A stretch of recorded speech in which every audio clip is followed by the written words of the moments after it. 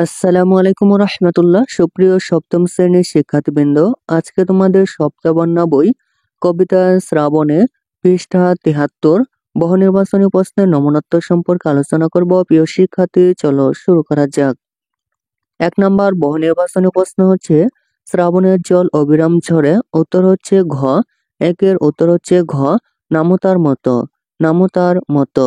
২ নম্বর বহু নির্বাচনী প্রশ্ন হচ্ছে, অবিরাম একই গান বলতে কি বোঝানো হয়েছে?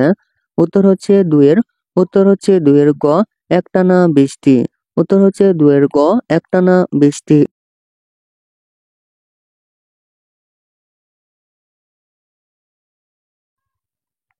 ৩ নম্বর প্রশ্ন হচ্ছে, বর্ষামুখর দিনে অরণ্যের কেয়া শিহরায়।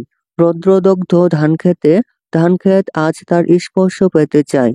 উদ্দীপকটি শ্রাবণে কবিতার কোন দিকটির সঙ্গে সাদৃশ্যপূর্ণ? উত্তর হচ্ছে ৩ গ, বৃষ্টিস্নাত প্রকৃতি। উত্তর হচ্ছে ৩ গ, বৃষ্টিস্নাত প্রকৃতি। ৪ নং প্রশ্ন হচ্ছে, বৃষ্টি এলো কাশবনে, জাগলো সারা ঘাসবনে। উদ্দীপকের ভাবধারা শ্রাবণে কবিতার কোন পঙ্ক্তিতে প্রতিফলিত হয়েছে? উত্তর হচ্ছে ৪ গ, স্নান করে গাছপালা প্রাণ খোলা বর্ষায়।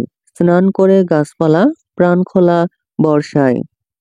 প্রিয় শিক্ষার্থী, এই ছিল তোমাদের সপ্তম শ্রেণীর সপ্তবর্ণা বই কবিতা শ্রাবণে পৃষ্ঠা ৭৩ এর বহু নির্বাচনী প্রশ্নের নমুনোত্তর। প্রিয় শিক্ষার্থী, পরবর্তী পর্বে আমরা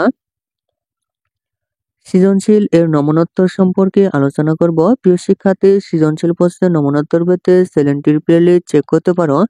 প্রিয় শিক্ষার্থী, তুমি যদি আমার চ্যানেলটি এখনো সাবস্ক্রাইব করে না থাকো, তাহলে আর দেরি না করে এখনই চ্যানেলটি সাবস্ক্রাইব করে পাশে থাকতে পারো। ধন্যবাদ।